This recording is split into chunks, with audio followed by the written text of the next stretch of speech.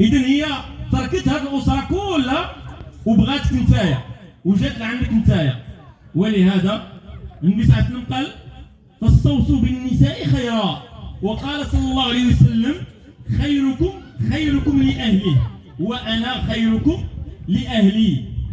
إذا أحسن ما تكون، شوف الشريف ديالي، ما تخش للشارع وتضحك مع الناس وتضحك لهم بوجههم وتدير معاهم مزيان وتبين للناس أنا مخير أنا مزيان، ولكن من دخل الدار دخل مغوبش، دخل كأنك ماشي، نسأل الله السلامة والعافية. وحتى بعض الناس كيقول لك من دخل الدار حاول تدخل معبسة، قلب على شي سبب باش ما عمرك تبين للمرأة باش ما تصر عليك، وهذا مصيبة.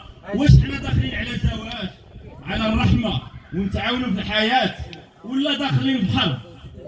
إذا هنا ملي كندخلوا نعم سيدي كنرجع للدار كنرجع بالرحمة.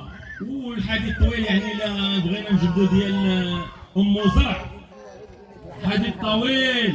هذه ام زرع كانت مزوج بها ابا زرع، وهذا ابا زرع كان من اكرم الناس، كان كيكرمها، شبعها ذهب شبعها حرير، ما خلى من شي حاجه حتى الا كانت ناعسه هو باغي شي حاجه ما كينوضش كيخليها تنعس.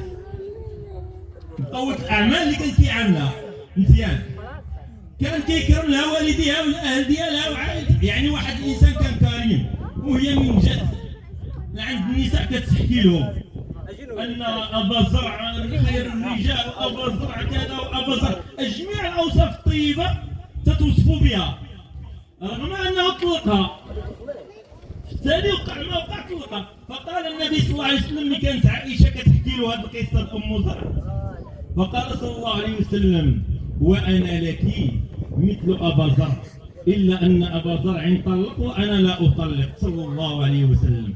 اذا اخواني الكرام الزواج هو واحد البيت، واحد الزوجه سماها الله عز وجل سكن.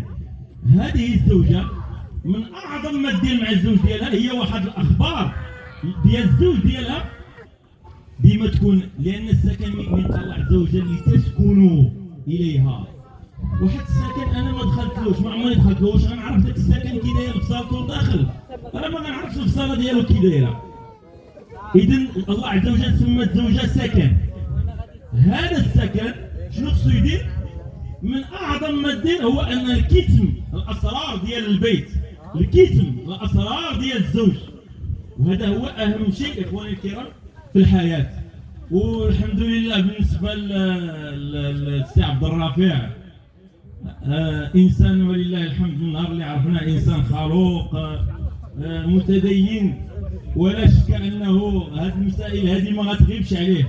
ايضا بنت اختنا كذلك ولله الحمد كبرت على الحشمه وعلى الحياء، ولهذا نطلب الله عز وجل يجمع بيناتهم في الخير، نطلب الله عز وجل يرزقهم من حيث لا يحتسبوا، نطلب الله عز وجل يرزقهم الذريه الصالحه، ونطلب الله عز وجل يديهم في الرضا لوالديهم حتى يلقاوا الله عز وجل.